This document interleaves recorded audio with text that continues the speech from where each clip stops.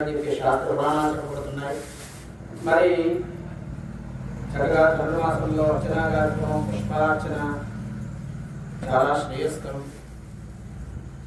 ఒక ఊళ్ళో రాముడు రాధ అనే ఒక దంపతులు ఉన్నారు. ఆ దంపతులు చాలా డబ్బున్న వాళ్ళు కాదు.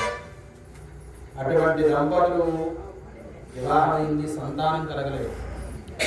మరి సంతానం కోసం ఏ దైవారాధన కూడా చేయలేదు, ఏ పూజా కార్యక్రమం చేయలేదు. మరి ఆయన చాలా సంవత్సరాలు గడిచి 2 సంవత్సరాలు అయింది, 3 సంవత్సరాలు అయింది, 10 సంవత్సరాలు అయింది, 15 సంవత్సరాలు అయింది, వివాహం సంతానం కలగలేదు. ఆ రాముడు అని ఆయన పుష్పం కనిపిస్తే శివార్పణం అనేవారు. మరి అటువంటి రాముడికి రాధకి ఒకరోజు ఆ ఇంటికి ఒక బ్రాహ్మణుడు వచ్చాడు. వచ్చి నీకు సంతానం లేదు కాబట్టి సంతానం కలిగింపజేస్తాను అన్నాడు. వాళ్ళు ఆశ్చర్యపోయారు. ఏంటిది బ్రాహ్మణ ఆంగీరాముడు, అసలు మేమేం పూజ చేయలేదు, అసలు మాకు బ్రాహ్మణుడు అంటే కూడా తెలియదు, మాకు ఆ బ్రాహ్మణ మా ఇంటికి రావడం ఏంటి, సంతానం ఇస్తానని చెప్పడం ఏంటి, 15 సంవత్సరాల తర్వాత అని వాళ్ళకి క్వశ్చన్ ఏర్పడింది. అప్పుడు ఆ బ్రాహ్మణుడు అడిగారు వాళ్ళిద్దరూ కూడా భార్యాభర్తలు, మేము ఏ పూజ చేయలేదండి, మీరెవరో మాకు తెలియదు, అసలు బ్రాహ్మణుడు అంటే కూడా మాకు ఎప్పుడు చూడలేదు, ఎప్పుడూ తెలియదు మాకు, మీరు మా ఇంటికి ఎందుకు వచ్చారని అడిగితే మీకు సంతానం కలిగింపజేయడం కోసం వచ్చానని చెప్పి అన్నాడు. ఎందుకు సంతానం కలిగింపు చేయడానికి వచ్చారని అడిగాడు ఆ రాముడు అనే ఒకడు. అప్పుడు ఆయన బ్రాహ్మణుడు చెప్పాడు, మీరు ఏ పుష్పం కనిపించినా శివార్పణం అన్నారు, అది మీకు తెలియదు.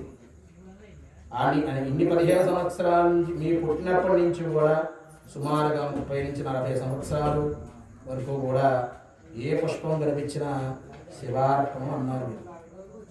కొన్ని రెట్ల ఫలితం వచ్చింది ఆ యొక్క శివార్పణం అన్నం వల్ల, శివుడికి చేరింది యొక్క పుష్పం అని చెప్పి ఆ బ్రాహ్మణుడు చెప్పారు. ఇంటికి ఆ ఇంటికి వచ్చిన బ్రాహ్మణుడే అంటే సాక్షాత్ శ్రీమన్నారాయణుడే వచ్చాడు. ఇంటికి వచ్చి శివస్య హృదయం విష్ణు, విష్ణువస్య హృదయం శివ అని చెప్పి మనం చెప్పడం మనం చాలాసార్లు విన్నాం కూడా.